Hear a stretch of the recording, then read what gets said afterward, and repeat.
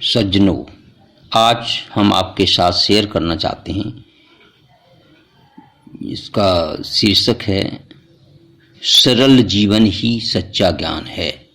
सरल जीवन ही सच्चा ज्ञान है। इससे ही बहुत कुछ प्राप्त किया जा सकता है। ऐसा प्रतीत होता है कि बड़ी बड़ी ज्ञान की बातों में उलझकर मनुष्य सहज और सरल जीवन को खो बैठता है। जैसे संसार की उलझन है, वैसे भी यह भी है। सरलता और सच्चाई से जीवन बिताना ही तो ज्ञान है।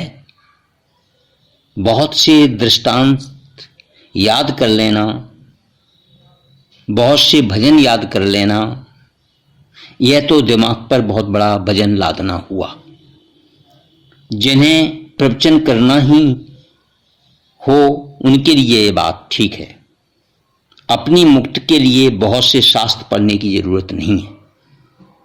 गीता के किसी एक श्लोक को ही जीवन में उतार लेने से ही काम बन जाता है।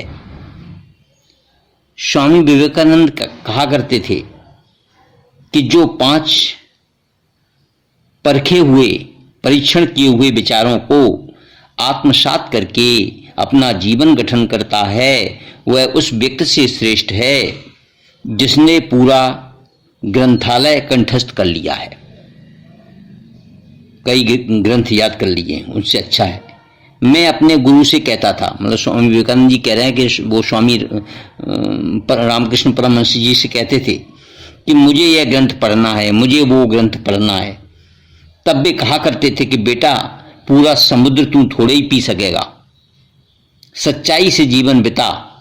क्या कहते थे रामकृष्ण परमहंस जी? सच्चाई से जीवन बिता, भगवान का नाम ले, सबके प्रति सद्भावना रख और अपने धर्म का पालन कर। बस इतने से ही तू भवसागर पार हो जाएगा। इसी प्रकार एक व्यक्ति स्वामी विलासानंद जी के पास आया और बोला, स्वामी जी, मैं एक पुस्तक लिखना चाहता हूं। तब स्वामी जी बोले, पहले से ही क्या कम पुस्तकें हैं जो तुम और बोझ बढ़ाना चाहते हो? गीता है, रामायण है, वेद हैं, पुराण हैं, इनमें से कोई भी एक पढ़ लो तो कल्याण हो जाएगा। शास्त्र पढ़ने से हमारा कोई विरोध नहीं है, परंतु इसको अत्यधिक वासना थका देती है। उड़िया बाबा जी का कहना है कि शास्त्रों के जंगल में मत भटको। कभी कभी बहुत बड़ी बड़ी ज्ञान की बातों में उलझ जाने के कारण हम यह भूल जाते हैं कि हमारे लिए कौन सी 1-2 बातें अच्छी हैं जो हम जीवन में उतार कर अपना कल्याण कर सकें। कंठोपनिषद में कहा गया है, नायमात्मा प्रवचेन लभ्यो न मेधिया न बहुना श्रुतेन यम वैस वृणुते तेन लभ्य स्तस्येव आत्मा विवृणुते तनु स्तस्येस आत्मा विवृणते तनु अश्वाम।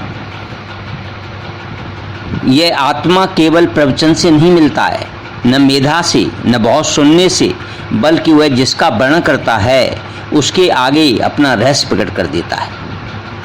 ये इसका भावार्थ है। शंकराचार्य भगवान ने इसका भाष्य लिखते हुए कहा है कि केवल आत्म लाभ के लिए प्रार्थना करने वाले का ही यह आत्मा वर्ण करता है। संत कबीर, शूर, नानक, मीरा, रैदास आदि संत जो है ज़्यादा पढ़े लिखे नहीं थे, परंतु यह सब भगवत प्राप्त व्यक्ति थे।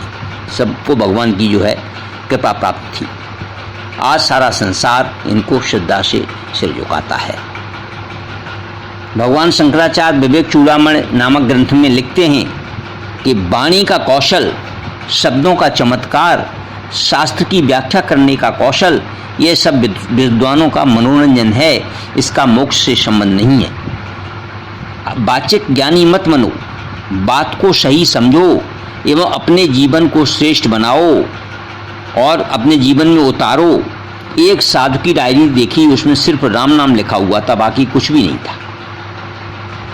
क्योंकि मेन चीज़ है, जो भी चीज़ हम पढ़ते हैं, देखते हैं, सुनते हैं, कहते हैं, वो अपने जीवन में भी उतारने का प्रयास करें, सबसे बड़ी चीज़ है।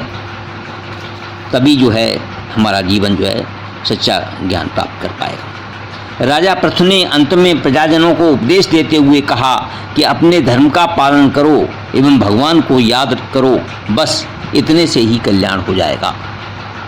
गीता में भगवान श्री कृष्ण कहते हैं, अपने स्वाभाविक कर्मों द्वारा भगवान की पूजा करके मनुष्य परम सिद्ध को प्राप्त कर लेता है।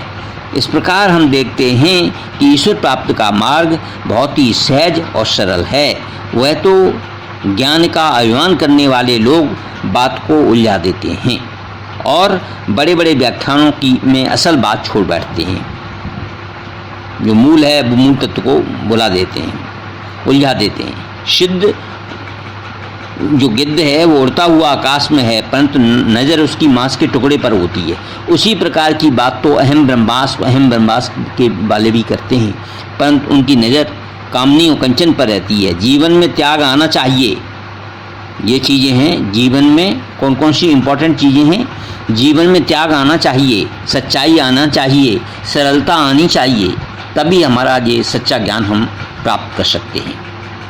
तो यही है हमारे सरल जीवन का सच्चा ज्ञान क्या है, जो कि हमने आपके साथ ये विचार शेयर किए। धन्यवाद। श्री परमात्मा ने नमः। अगर आपको ये हमारा वीडियो पसंद आए तो कृपया इसे लाइक करें, शेयर करें और सब्सक्राइब करें, जिससे ये सच्चा ज्ञान सरल जीवन का और लोगों को भी प्राप्त हो सके। धन्यवाद।